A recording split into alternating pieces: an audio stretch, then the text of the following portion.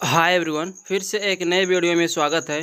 दोस्तों, अभी currently time हो रहा है 9:56 और मैं अभी बैंक निफ्टी का 52,500 का सीई में अभी सेल किया हूं, जो कि मैं सेल किया हूं 431 रुपया पर मैं सेल किया हूं।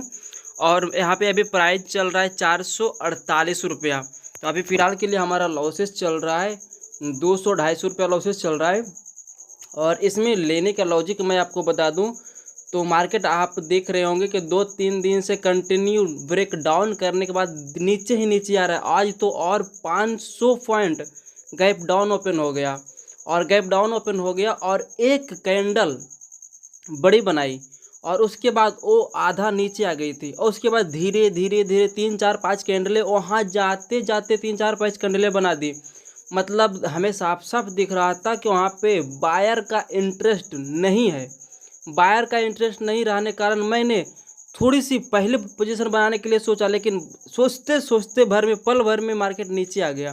तो नीचे आ गया तो थोड़ा सा बड़ा एसएल लगाकर मैं वहाँ पे मैं पोजीशन को बना लिया। और आपसे बातें करते करते हमारा सारा लॉसेस कवर होकर यहाँ पे अभी ब्रेक इवन पे चल रहा है। और यहाँ पे देखा जाए हमारा यहाँ पे रिक्स का, तो इसमें हम रिक्स मैक्सिमम 800 रुपये से 900 रुपये लेंगे, इससे बड़ा रिक्सेस नहीं लेंगे। क्योंकि देखो, हम सीधी सी बात है, इंडेक्स के ऊपर हम एसएल लगाते हैं, ना कि प्रीमियम के ऊपर एसएल लगाते हैं। प्रीमियम एक झटके में स्पाइक देकर काट के निकल जाएगा, लेकिन ऑप्शन में हम लगाते ही नहीं है। प्रीमियम बैंक निफ्टी में लगाते हैं, बैंक निफ्टी इंडेक्स में। तो अभी फ़िलहाल के लिए हमारा 300 रुपये लॉस से 300 रुपये प्रॉफिट में आ चुका है। और यहाँ पे अभी टोटल अभी 20 पॉइंट हमें मार्केट में यहाँ पे मिल चुका है। तो मैं आपको चार्ट पे दिखाता हूँ कि चार्ट पे किस जगह पे और कितना बड़ा मैंने एसएल लगाया, टारगेट कहाँ पे लगाया। तो आप यहाँ पे देखेंगे, देखिए हमारा 1:2 का टारगेट है। अगर 1,000 रुपये लॉसेस इसमें भरते हैं तो 2,000 रुपये का टारगेट है। और यहाँ पे ये जो आपका यहाँ पे दिख रहा है रेंज, उस रेंज के हिसाब से मैं बता रहा हूँ, क्योंकि उतना बड़ा हमारा टारगेट मिलने वाला है। और यहाँ पे देखा जाए तो ये वीडियो 2x गुना फास्ट फॉरवर्ड किया हुआ है। इसी की वजह से आपको यहाँ पे प्रीमियम में थोड़ा सा तेज़ी में उछाल और डाउनफॉल दिख रहा होगा, बट कोई नहीं। यहाँ पे 550 रुपये का 70 रुपये 90 रुपये 600 रुपये के आसपास हमारा प्रॉफिट जा चुका है। तो दोस्तों, मैं आपको यहाँ पे बता देना चाहता हूँ कि देखो, कुछ भी हो, आप बाइंग करो या फिर सेलिंग करो। बाइंग में भी सेम सिनेरियो होता है और सेलिंग में सेम सिनेरियो होता है। बस दोनों में यही डिफरेंट होता है कि बाइंग करने के बाद मोमेंटम मिलता है तो थोड़ा ज़्यादा प्रीमियम भागता है, ज़्यादा प्रॉफिट हमें मिल जाता है। और सेलिंग करने के बाद क्या होता है कि प्रीमियम थोड़ा कम भागता है और कम भागने के कारण हम यहाँ पे मार्केट धीरे धीरे भी हमारे साइड में आता है, तो हमको मार्केट प्रॉफिट देकर जाता है। और आप यहाँ पे देखेंगे तो हमारा लगभग 30% टारगेट ऑलमोस्ट अचीव हो चुका है। तो मैं यही बता रहा था कि यहाँ से मार्केट अगर 2 घंटे में भी हमारा टारगेट के पास तक आएगा तो जितना हमको टारगेट चाहिए ऑलमोस्ट उससे ज़्यादा प्रीमियम डीके करके जाएगा। यही सेलिंग का फ़ायदा होता है कि हमारे धीरे धीरे भी साइड के साथ हमारा प्रीमियम जाता है तो गल जाता है। और बाइंग में ये चीज़ नहीं होता है। बाइंग में होता है कि हम लिए और धीरे धीरे मार्केट आएगा, तो बाइंग के लिए वो चीज़ पॉइजन की तरह होता है। तो यही है बाइंग और सेलिंग में अंतर। बट अगर आप मोमेंटम पकड़ना जानते हो तो बाइंग करो यार, कोई दिक्कत नहीं है। बाइंग सेलिंग हमें कोई ख़ास डिफरेंट लगता नहीं है। बस यही लगता है कि आप बाइंग करोगे तो सिर्फ आप अपने एसएल को अच्छे से मैनेज करना। और अभी अभी जस्ट आपके सामने यहाँ पे प्रॉफिट 800 रुपये से घूमकर फिर से 500 रुपये आ चुका है। ये तो ऐसा चलते रहेगा, इसका काम ही है ऊपर नीचे चलते रहना। तो आप नीचे कमेंट बॉक्स में बताइएगा कि आप बाइंग करते हैं या फिर सेलिंग करते हैं।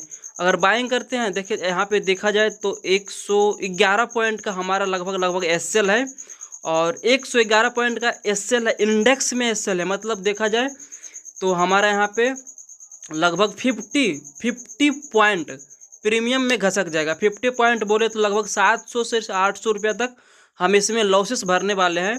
तो कम से कम मिनिमम 1600 रुपया से 1800 रुपया तक वहाँ पे हम लॉस प्रॉफिट में कट करेंगे। तो देखते हैं हम कहाँ पे हमारा यहाँ पे मार्केट में एग्जिट होता है। और एक चीज़ मैं आपको बता देना चाहता हूँ कि दोस्तों देखो, मार्केट में अगर टिके रहना है, और यहाँ पे सेबी का कुछ रूल भी आ रहा है कि मार्केट कुछ धीरे धीरे इसमें लॉसेस लोग यहाँ पे बढ़ते जा रहा है, तो उसने शायद लॉट साइज को और भी इनक्रीज करेगा, और यहाँ पे ज़्यादा उसमें मार्जिन आपको यहाँ पे मार्जिन आपको लगने वाला है।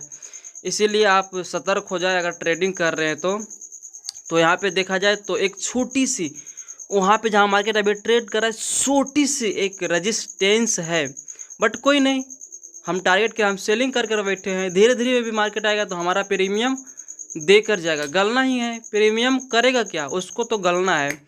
और फिर से देखा जाए तो हमारा आई थिंक 1100 रुपये का प्रॉफिट अभी दिखा रहा है, बट यहाँ पे ये दिखाने से कुछ नहीं होता, और मार्केट फिर से हमारा ऑलमोस्ट टारगेट अचीव कर चुका है।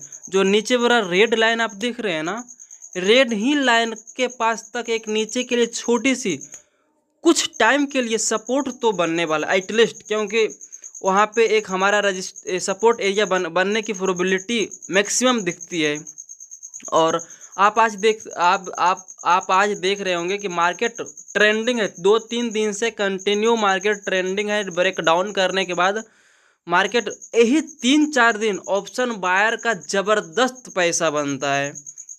अगर आप ऑप्शन बाइंग करते हैं तो इस टाइम भी आप छोटी छोटी क्वांटिटी लेकर निकल कर भाग रहे हैं, तो मतलब साइडवेज मार्केट में वैसे तो ऑप्शन बायर पैसा डुबाता है, लेकिन ये आपका जब ब्रेकडाउन और ब्रेकआउट मार्केट करता है तो इस टाइम कम से कम एटलीस्ट होल्ड करने की क्षमता लाना चाहिए। घनश्याम सर बताते हैं कि जितना तुम प्रॉफिट करते हो ब्रेकआउट और ब्रेकडाउन के पास में मार्केट को, उससे तुम 30% तुम मार्केट को साइडवेज मार्केट में लॉसेस करने के लिए छोड़ दो। सर घनश्याम सर एक बात बोलते हैं कि सिर्फ आपसे बात ही करते करते 1200 रुपये के आसपास प्रॉफिट चल चुका है।